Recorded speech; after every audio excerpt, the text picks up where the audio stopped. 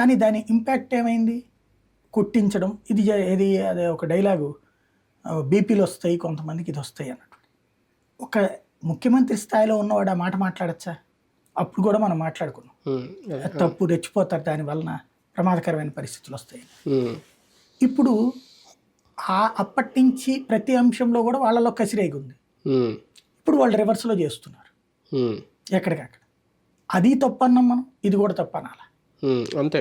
దీని ఇప్పుడు సుదీర్ఘకాలం పాటు రాష్ట్రంలో 70ల నుంచి దాదాపు చంద్రబాబు గారు సీఎం అయ్యేదాకా, ముందు చాలాసార్లు మాట్లాడాను నేను అమ్మ, చంద్రబాబు గారు సీఎం అయ్యేదాకా కూడా మన వాళ్ళు ఇక్కడ బ్రతకాలి అనేది కుదరదు.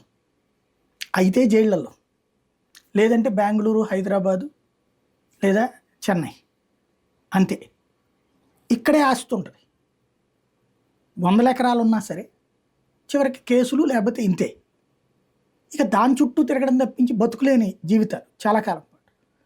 దాని మీద విరక్తితోనే తమ బిడ్డల బ్రతుకులు బాగుపడాలని జనం కోరుకుంటున్నారన్నటువంటి ఫీలింగ్ని తెలుసుకున్న చంద్రబాబు ఆనాడు మంచి పోలీస్ ఆఫీసర్లను పెట్టి, బలమైన పోలీస్ ఆఫీసర్లు ఫ్యాక్షన్ ఏరియాల్లోనూ తాట తీశారు, రౌడీ ఏరియాలోనూ తాట తీశారు. దారికి వచ్చేసింది.